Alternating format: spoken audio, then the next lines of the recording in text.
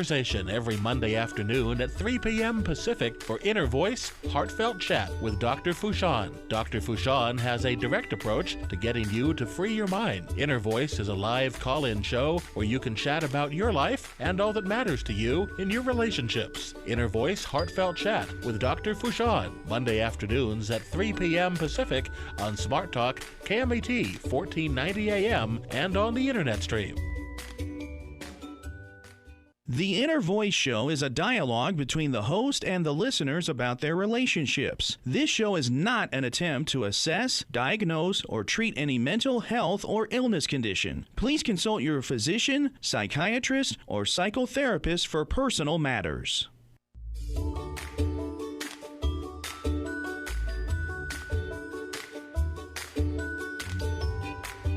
Inner Voice, a heartfelt chat with Dr. Foojan.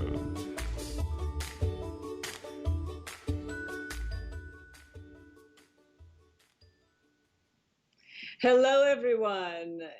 It is so nice to be with you. Welcome to the Inner Voice Show.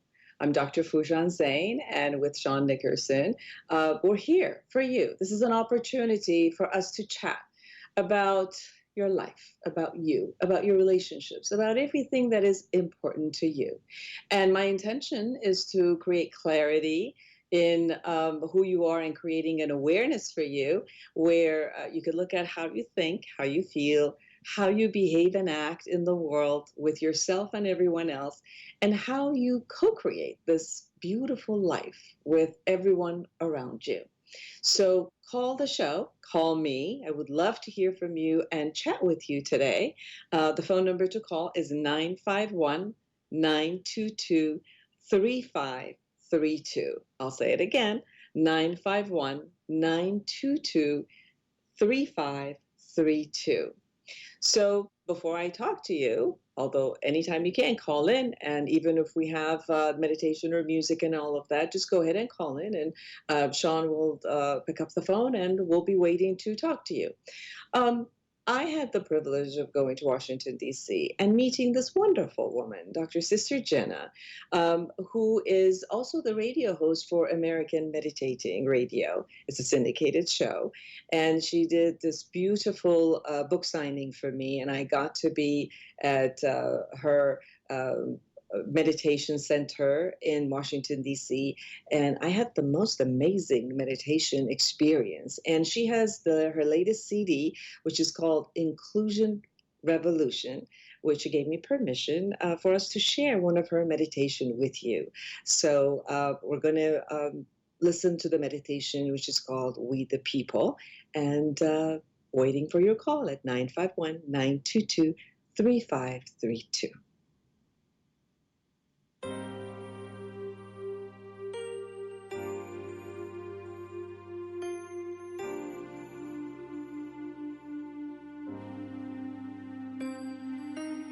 We the people of the world, in order to create a more perfect self and world, we are born to create a good life, one of wealth, happy relationships, and a healthy mind. I, the soul, am a citizen of the world. I promise to promote inner well-being and to secure a life of blessings, freedom, unity, and respect. So as I sit here in a state of true inner freedom, I allow the experience of the real me, the true beauty of the soul to emerge. And I acknowledge the true worth and the true beauty in everyone who shares our world.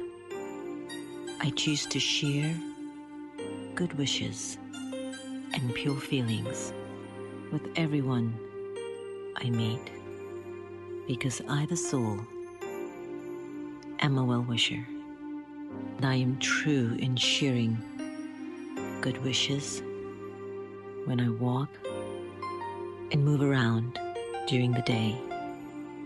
So let me sit in the consciousness of remembering that we, the people, are all citizens of good wishes emanating pure feelings, peace, purity, and inner freedom.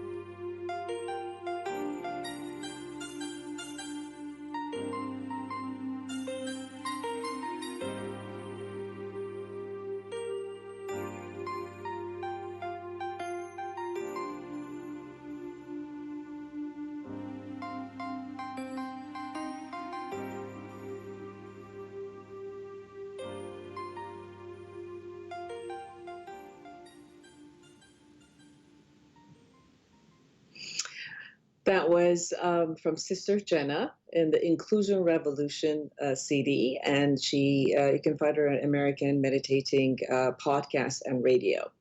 So go ahead and call me at 951-922-3532. And I think we have Helen from Los Angeles online. Hello, Helen. Hello, Dr. Zeine. Thank you for calling the show. So go ahead and tell me a little bit about yourself and then your question.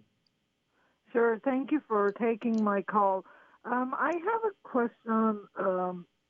Let me share what is going on. I have a very close friend who is having a problem with her husband. She thinks that the husband is cheating on her. And I am friends with both of them. What happens is this friend of mine who's very close and dear to my heart keeps calling me and telling me all these bad and negative things about her husband. And then she wants me to help her. And no matter what I say, she is still in that state of bitterness and anger. And nothing is working. And she calls me 5-6 times a day. She wants to talk every time an hour, and I want, as much as I want to help her, and I don't want to say no, and I don't want to ignore her calls, it is also affecting me tremendously because I can't really function on my other things that I need to do, and I can't help her either. Of course. And then I start feeling guilty and powerless, and I don't know what to do with this situation. I don't know how to address this issue so she won't be hurt. I can help her, and it won't also affect my job, my work, and my responsibilities at the same time. Well, let me ask you, Helen. First of all, it's very difficult to be part of somebody else's marriage. And it's difficult to have someone who you love and you care about and you want to be there for, and yet they're always bringing misery and hardship into your life and bringing your mood down and requesting or demanding or expecting for you to always be there for hours end while they go through their process, which sometimes the process will not let go because they might not be the type of a person who let go, or they might not necessarily want to do anything about it. Some people might want to do something about their life, and some people just call friends because they want to share their agony and to relieve the pain a little bit, but not necessarily find a solution for what it is that's going on. So I have one question, because I think that it also makes a difference with that, which is, do you know if the husband is having an affair, or this is just a speculation that she's just brewing? I think it's just a speculation. She hasn't witnessed anything. It's just a speculation that the husband might be having an affair with a coworker. And since you said I'm friends with both of them, do you really know anything, or it's just to you also isn't a speculation? No, I don't know anything. I am friends with both of them, and I don't know anything. I just hear it from the wife. I can't even speculate that the husband is having an affair. So since you're the one who has to deal with your friend's anxiety and the pain and going through all of that, what is it that you're trying to do when she calls? What is your role there? I try to calm her down and reassure her that whatever happens, I will be there for her and she will be okay. But it doesn't seem like it's working at all.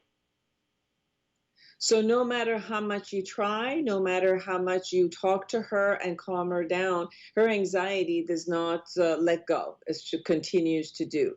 And then what happens for you is it produces guilt for you. And it also produces kind of like buying her anxiety. So she's kind of like vomiting on you and you take in all of the anxiety and carry it all day. Exactly, yes. I get very stressed, my mood changes, and I'm always feeling guilty and angry because I don't know if that is really going on because the husband is also my friend, and I don't want their marriage to be in danger in any way, but at the same time, I can't do anything.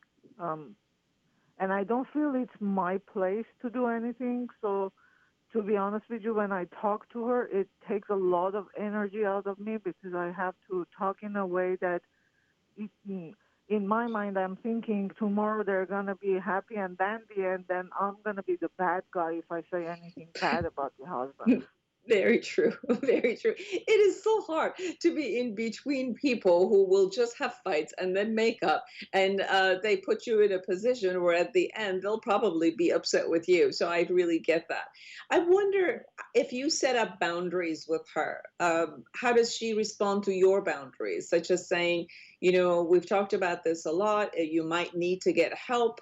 If this is really bothering you, the two of you might need to go to couples counseling to clear some of the issues that you have, or the two of them might have a better communication skills if they go and learn those communication skills, letting her know that you only have so many minutes per day to be able to talk to her. And if the only conversation that is on the table with her is this conversation, which really doesn't get anywhere, it just produces more anxiety if you don't have any information or that you're not doing anything to make it better. So it's a self-fulfilling prophecy where you just start something and it just goes higher and higher and higher. And what's the point of that? How does she respond to you if you put such a boundary in front of her? I am not sure. I actually don't know how to articulate it so she won't get hurt and think that I don't want to be her friend or I don't want to listen to her. Okay, well, thank you for letting me know that that part of the skills of letting know and setting the boundary is what's hard for you. So, how about this? How about if you kind of follow what I'm saying? Something like, um, I've been listening to you for so many months, being in pain and being in agony of not knowing and possibly thinking that this might be going on. And I know that when you talk to me every day, a couple of times, not only that it doesn't relieve you of pain, but it also exasperates it. It brings it more and more because you keep brewing the same thoughts and some questions with no new information from him or anything else. And then when you and I talk, that also keeps coming to me. And I don't know how to help. And I feel powerless about not knowing how to help. And then it creates the space for between us where all of our conversation and our friendship has just turned into this type of an anxiety where I can't do much about, and you're not necessarily getting more information. So how about if you go to counseling or couples counseling, or at least even if you're choosing not to and you choose to stay in this question, then let's minimize the amount of the talk we have about it all day, so that you're not brewing this all day for yourself, nor that it becomes part of our conversation. So sometimes I'm just going to change the subject, and I prefer to talk to you about other things. And there are times that I'm really busy and I need to take care of myself. And I hope you don't take it personal. I love you. I want to be there for you, but I also want it to be useful and fruitful. How would that be, Helen? I think that's a great suggestion. I definitely can try.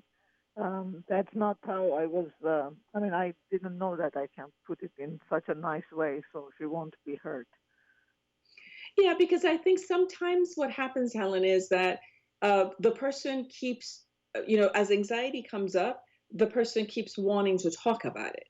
But talking about something without necessarily cleaning it up, getting more information, doing a reality check, all it does, it keeps us miserable.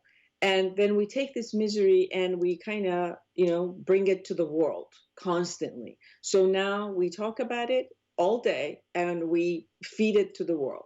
And then the world comes back at us once in a while and says, well, how's your husband? Did you find anything? Did he really cheat? So now, even if we wanted to let go, now the world has that idea. Oh, we have to keep checking to see what happened because I just, crapped all over my husband's reputation around everybody else that I had. And everyone now is watching for it.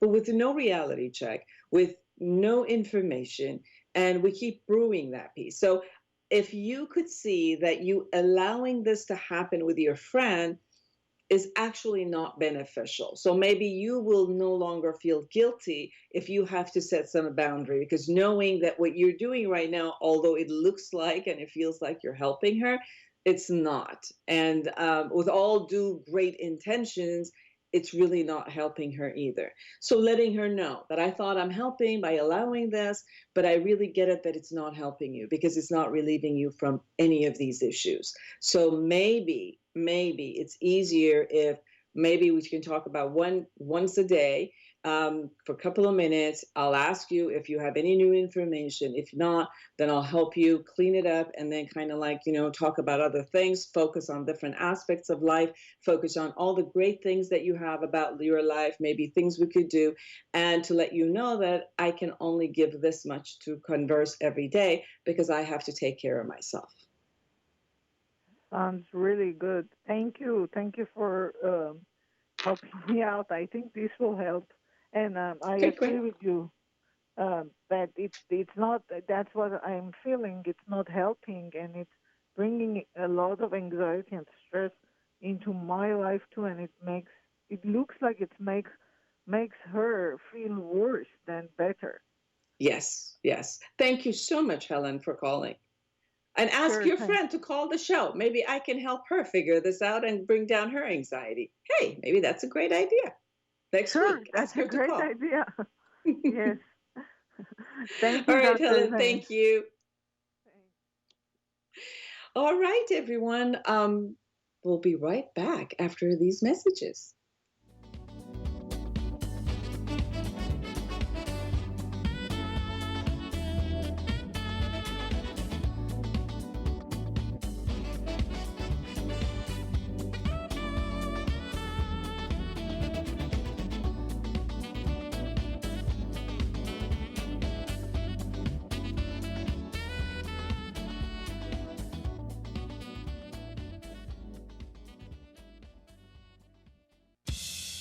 Don't be late for the 100th Annual Cherry Festival, starting the weekend of May 31st through June 3rd at Stewart Park. Gates open at 5 p.m. Thursday and Friday, and at noon Saturday and Sunday. There's some great entertainment, just to name a few: Eddie Money, Bretton Wood, Jefferson Starship, Mini Kiss, and Restless Hearts. Carnival rides for the kids, vendors that all will enjoy, and a beer garden for the adults. Use the free shuttle from the Beaumont Walmart or the Beaumont Sports Park and get $1 off admission. See you there.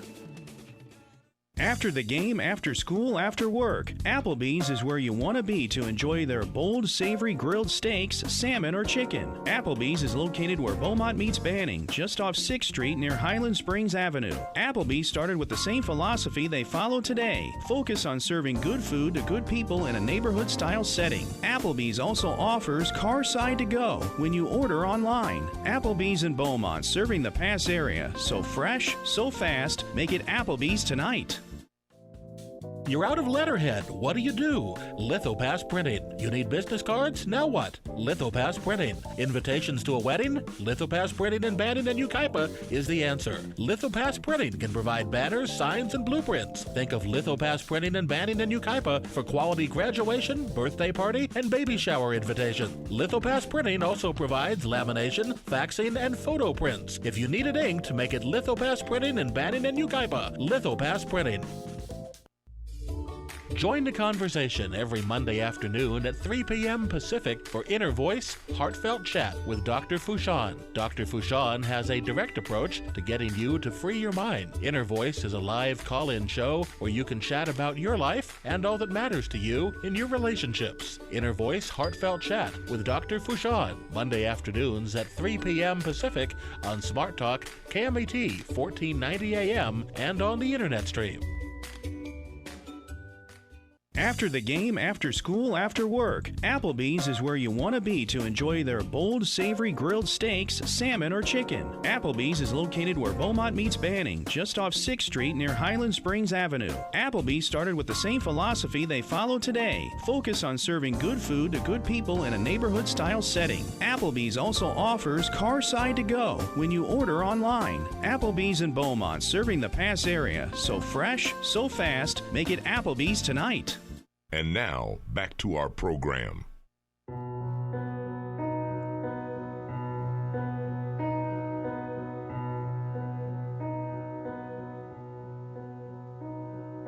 Put your hand on your... Well, this is Michelle Vreeland, Wild Horse. I met Michelle at this beautiful conference called Truth Seekers last weekend, which was set up by Kirsty Spraggan. And it was a wonderful, wonderful kind of upbeat and working on yourself workshop, which was really amazing. And I met her. I met Michelle, and she was there, and I got her permission to put the song and share it with all of you because I really like the song. And wherever I go, if it's a meditation or songs that really inspire me, I love to hear them. I love to bring them to you, and that's what I will do. Now, I also like to hear from you. So call me at 951-922-3532. I'm Dr. Foojan Zeine, and I'm here with Sean. And we look forward in speaking with you, looking at what it is that makes you think. Now, as I said before, I created awareness integration model. This was created based on many of the different types of psychological and educational systems that are there. But more than anything, to look at what we go inside and when we are aware of ourselves. The most important thing that shapes our mind and then our behavior are the images we get, the thoughts that we have, the belief systems that we create, the emotions, the feelings that we have around them. And many times the thoughts create some sort of feelings, or our feelings are so strong that we act on them immediately. And in order to have a balanced life, usually when our thought process, our belief systems, the vision that we have, the intentions that we have, and our emotions, our heartfelt emotion, and what's important for us, are aligned with the kind of the vision of the tomorrow and what we want to create, then our actions kind of gear us toward that. We go toward creating what we want to create. And usually the world kind of, as long as we're clear, there's a higher percent of time that the world will also align itself with us and we can move forward. But there are times that all of us are just not aligned. And that's why suffering and misery and anxieties and depressions and frustrations and anger and non-healthy communication and non-healthy ways of being in our relationship keeps continuing. And that becomes an issue because sometimes we don't look at how are we contributing to this. A lot of us have learned that we keep putting our finger to somebody else and saying, it's you, it's this person who upset me, it's that person that did not do what I wanted to do, and that's how I get triggered. Many times if the world of who we are in our relationships and things that we want does not co-create with us, does not do what we want them to do, we get frustrated and we feel powerless. We try and bargain to do things differently, negotiate with the world in a different way. but from the same place, and we just don't create what we wanted to create, and it keeps us frustrated. So the way that I decided to start looking is, how do we make decisions? And I think each one of us does a different job, because we subjectively have our own perception. We all get information from the external world, and we kind of figure out our own way of perceiving and putting it together.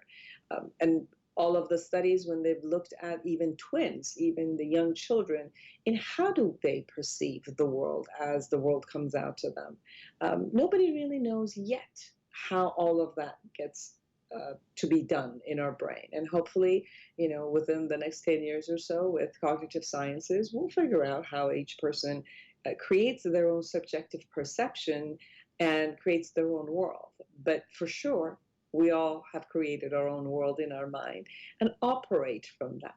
But when we have the results, we don't act like a lot of this result has also been created by the way we have perceived the world. We only see the external results as the operation of the external, the world. And that's how we operate from. So looking at awareness integration model is really looking at how we think, how we feel, how we act, and the awareness of all of that will help us change and shift and act in a different way, where hopefully we can create what we want to create. So call me, and we can share more about how to use this in your life and become aware every day. So call me at 951-922-3532. We have Clyde online. Hi, Clyde. This is Dr. Hey, Foojan Doc, saying, how tell are you me. today? Can you hear me? Can you hear me? Can you hear me? Yes. Hello. So tell me, share with me about yourself and the question that you have. Well, I guess piggybacking off of the last time we spoke, I put some of your advice into action, and I must say it was a challenge. It's hard to negotiate with someone who doesn't really want to play along.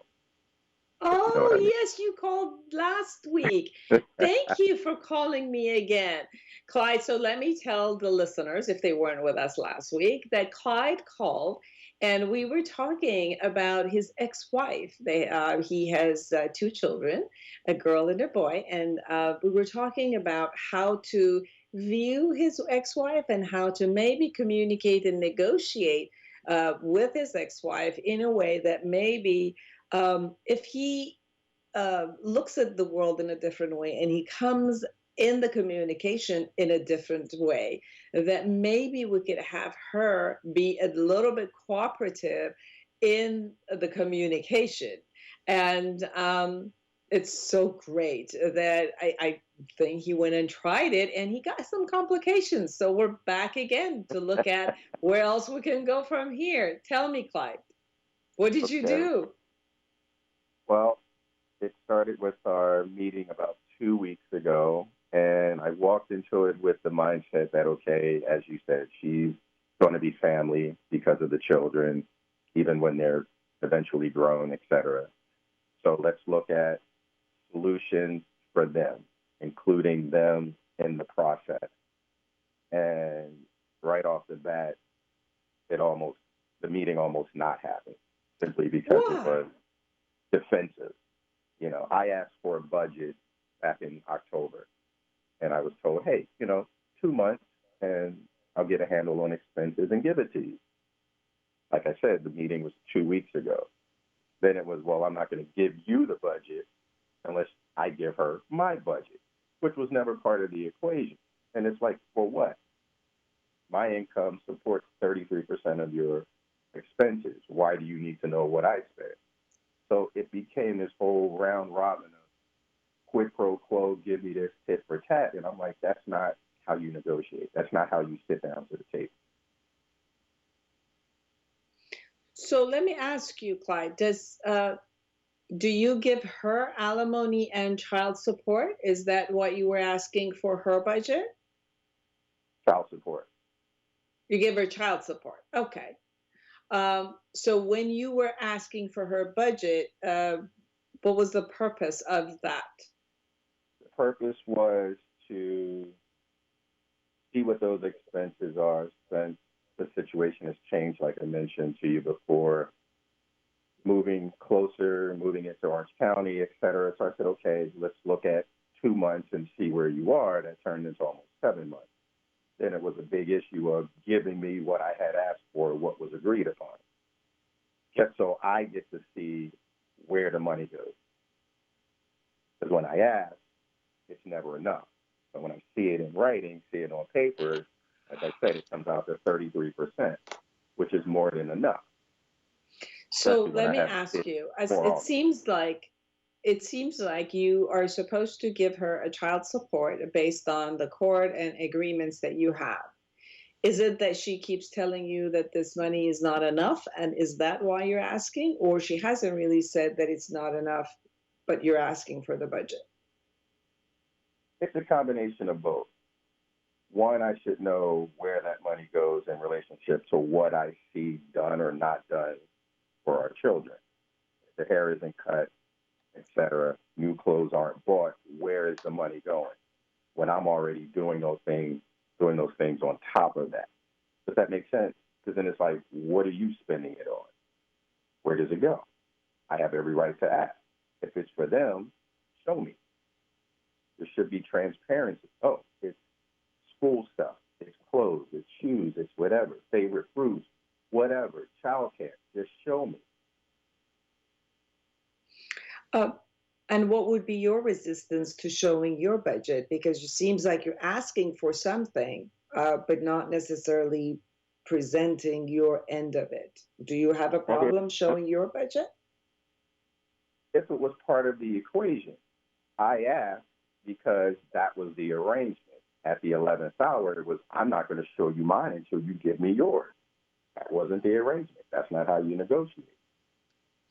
Well, I don't think, Clyde, that people really like being put on the spot to be kind of parented. And I think sometimes when you put yourself in a position of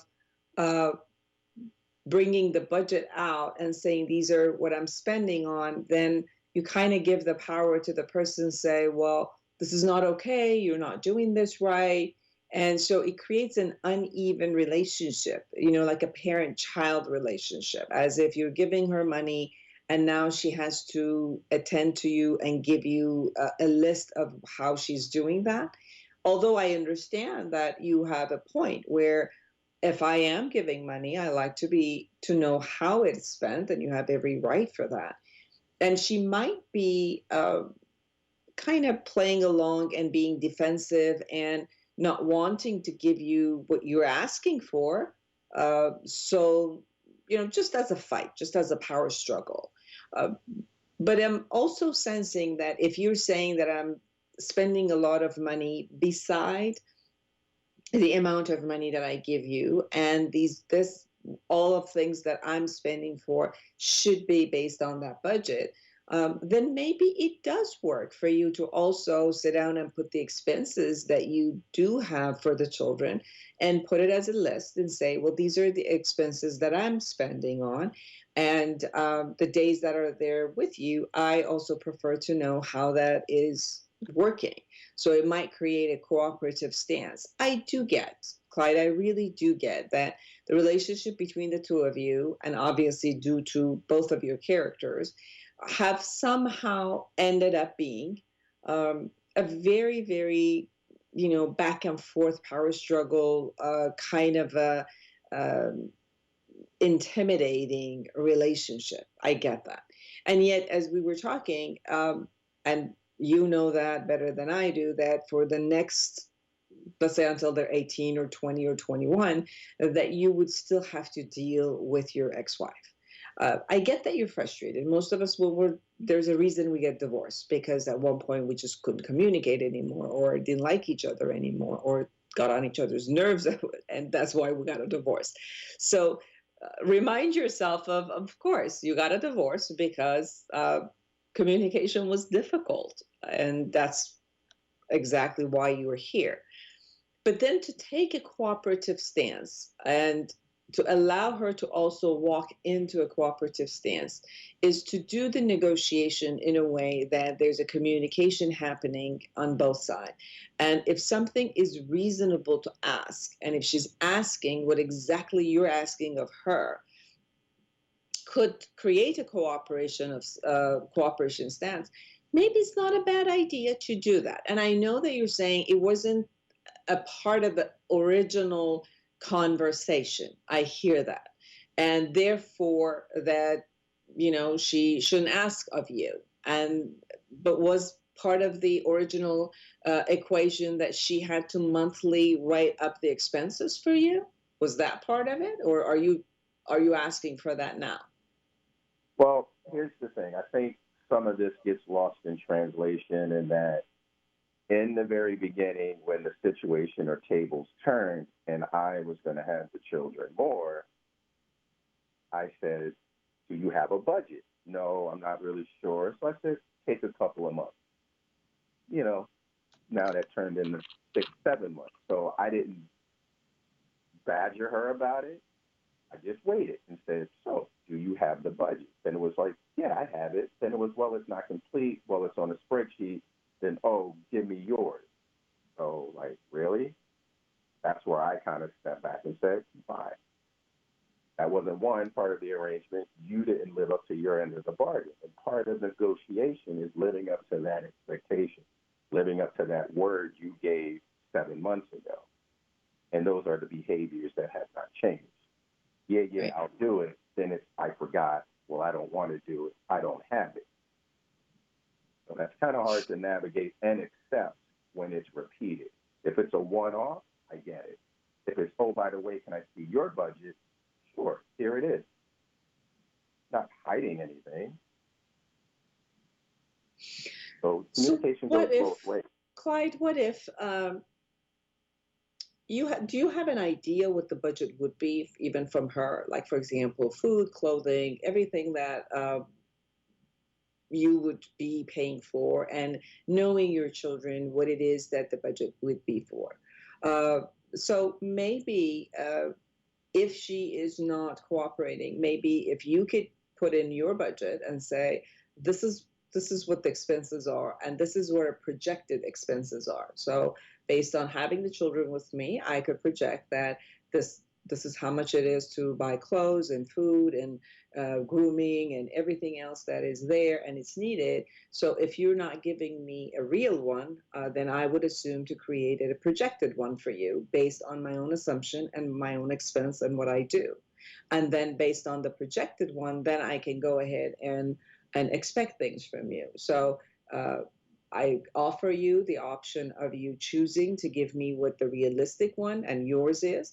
But if you can't or won't, then I could come up with a projected one, because I also spend for my kids, and I kind of know how much it is to spend for them. And maybe that would support you to, having her either give you the power to say, okay, if you're not coming up with it, then I'll come up with it, even for you as a projected one. Or if she sees that, she might say, okay, no, that's not right. And that's what you created as a projected one is not real. And then therefore, well, that's all that I have. Either you're going to give me yours, or all that I can go by is what I see on this end and assume that that's also yours. Would that work? Well, knowing what I know and what I've tried, because the kind of projected budget is what I had in my mind of what I pay, what things cost based on scaling back what I do, simply because there's an income difference, and it still didn't make sense. And I got it in writing, and it still doesn't make sense. So it's kind of like there's no trust there for me to even take it to that point, because I already have something in my mind that doesn't match what she gave me. Which when I said, is this the real budget? If there's a trust issue, now you're going to the next level, Clyde. You're saying that I don't trust her, even if she gives me something, and unless she actually gives it to me, with every single receipt. Now, I think there's a different fight. I no longer think it's about, what's best for the kids. It's like, whatever I have, I'll bring in for the kids, I'll do it. Or even if I want to spend it, then I'll spend it with my kids when they're with me, and I'll get them things and I'll do things. And, or I will ask my kids that, this is the budget from your mom, and then let's do it the other way. But I think that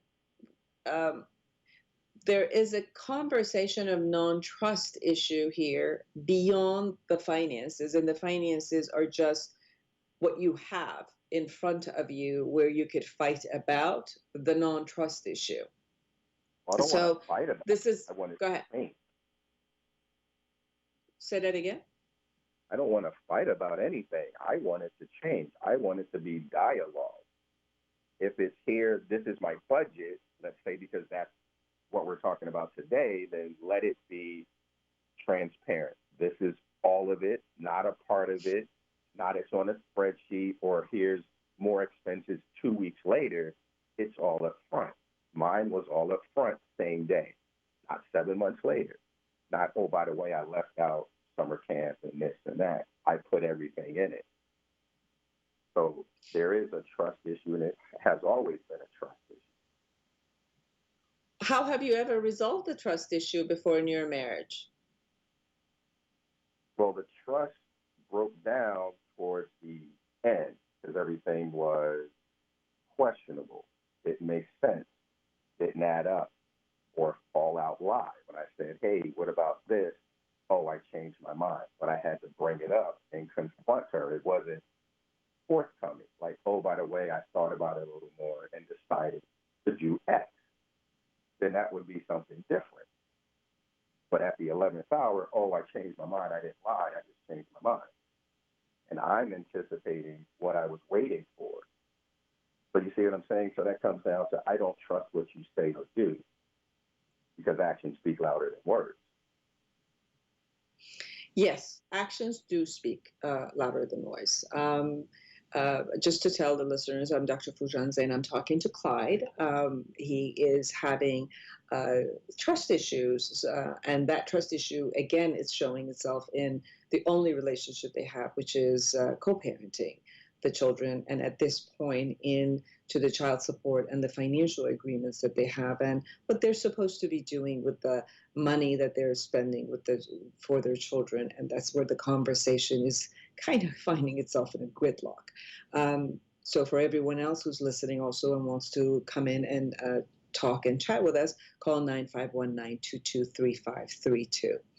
So Clyde, it comes to me sometimes to look at what are we really in control of and what areas we're not in control of, but we keep badgering ourselves and the world about getting control over.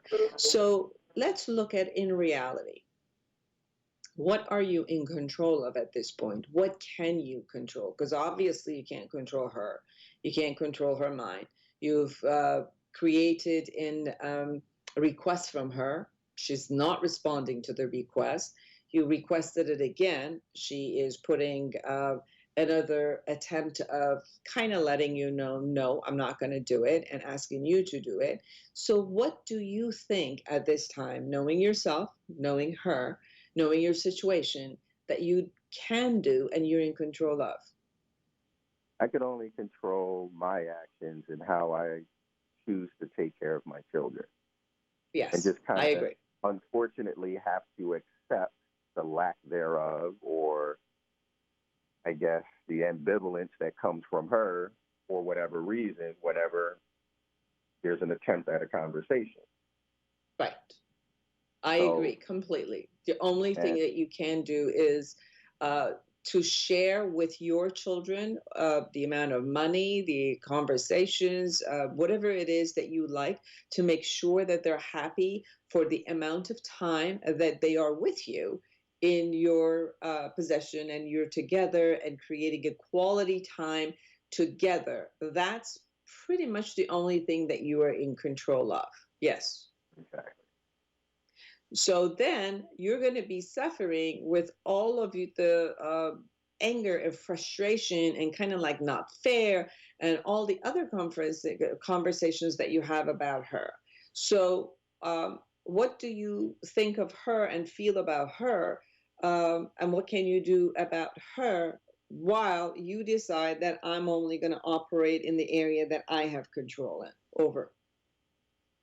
Well, that's, I think, where the gray area or the complexity lies, because it's going to be what it is, as you stated last time. She's family regardless, whether it's positive or negative, because of our children. So yeah. I just decided to be neutral. Don't say too much. Don't pry. Just talk about the kids and see what happens.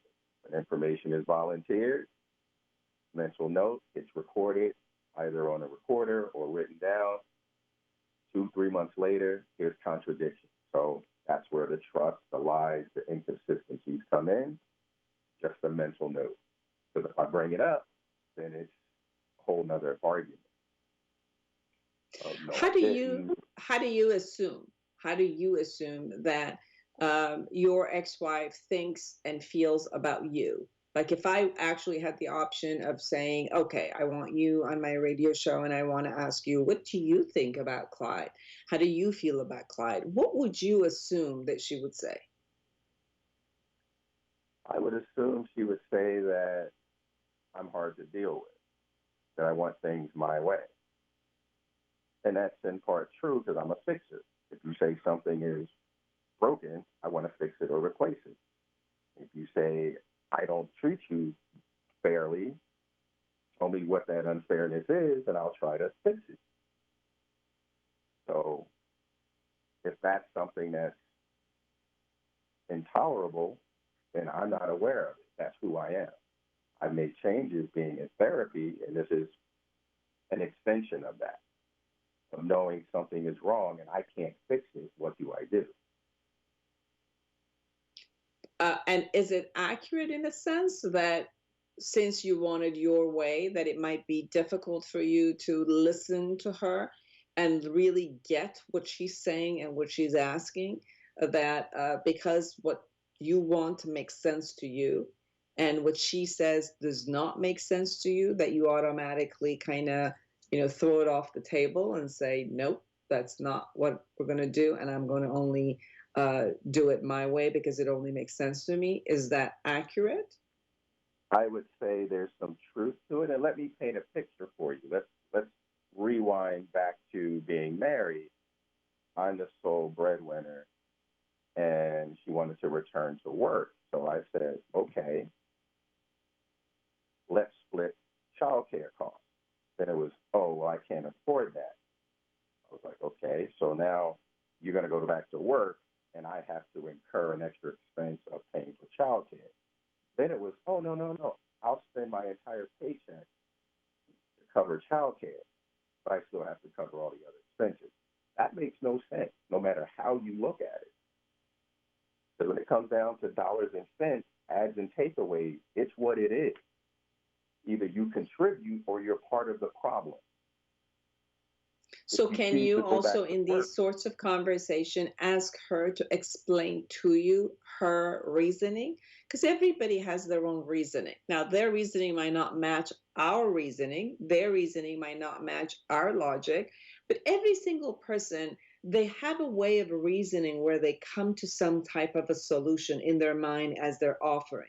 So as long as she's giving you an offering of a solution, but it doesn't make sense in your mind, could you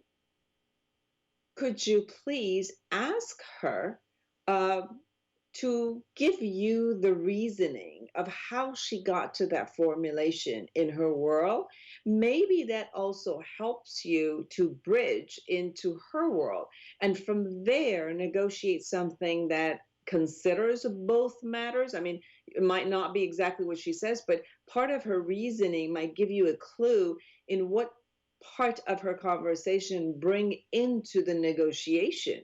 And in that negotiation with her, then maybe that would make sense. And then because she feels heard, she feels understood, she feels that her logic, some parts of it at least, has been incorporated, that she might not experience this thing of Clyde is only someone who is fixated with what he wants, and he's controlling, and he only wants it his way. And then therefore, if she feels unseen and unheard, she would be more inclined to go into that power struggle. And if you ask her for something, then it would make sense that she's like, well, you do it yourself, or you do it first, and then I'll do it, because she might feel intimidated by the way that you take her logic and kind of say, no, doesn't make sense, dump. Without necessarily asking her to go through her logic, without frustration, just more of a curiosity about knowing how did she get to that place. That might open up part of it. However, I still like it that you came to a place with yourself saying, I have to see what part of this I can be in control of and what part I can't, and do what I can do and do what I'm able to do, and let go and be neutral about things that I cannot do, and just move along, to the next level, and hope that we can still have an understanding of, who we are, and find out what she is trying to say to you, so that she could bring it part of the actual communication. Does that make sense to you? It makes perfect sense, but I'm going to have a hard time getting what you're asking, because I've asked, and it just doesn't make sense. And the bottom line of trust is continually to use the kids as leverage. Yes, but I'm still hearing something, Clyde, which is, just because it doesn't make sense to you does not mean it doesn't make sense. And I'm requesting from you to listen from a different place. Listen from a different place. I'm going to continue to try to put myself in that mindset to hear whatever it is that makes sense in her mind. Yes. But like that example, there is no common sense or making sense out of any of that. Right, I get that. Helpful. I get that it doesn't make sense to you. But again, trust me, every human being has their own logic. So I request for you to have a different listening. And, we have to stop. Our time is done. I'd love to still talk to you, and maybe in a later shows that we can, after you try some listening, and I'll then talk about some listening skills. Maybe next week we'll talk a little bit about more listening skills, and that might support you and help you. Thank you so much, Clyde, for being with me. Again, I love it that you took on what I said and went and tried and opened up some stuff and found out that, all of it doesn't work immediately, and what are the places that we need to actually look at. And so thank you. But let's work on the listening. Next week, I'll bring more material and kind of talk about listening, and because I think this is one of the most important factors of communication. So thank you for bringing that into our show, and definitely I'll bring you some. So everyone who's listening today, come back next week, Monday at 3:00, 3:06, so we can actually talk more about listening. And in the meantime, if you need to talk to me, or if you need to contact me, email me at foojanzeine@gmail.com. It's been a joy to talk to all of you. Thank you for everyone who called. It's a blessing to bring me the joy of being in your life, and create an amazing world for yourself and everyone around you. Until next week, bye-bye, and thank you, Sean.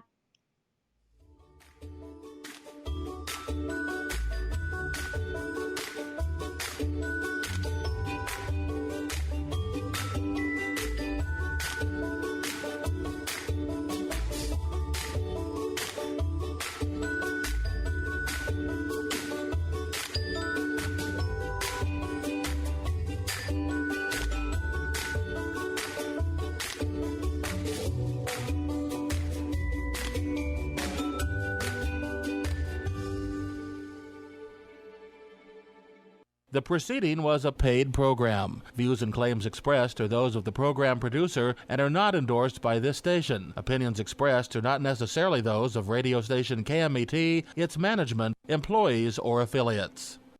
Check us out online at KMET1490am.com. This is 1490 AM KMET, Banning, Beaumont, Redlands, and Palm Springs. News, talk.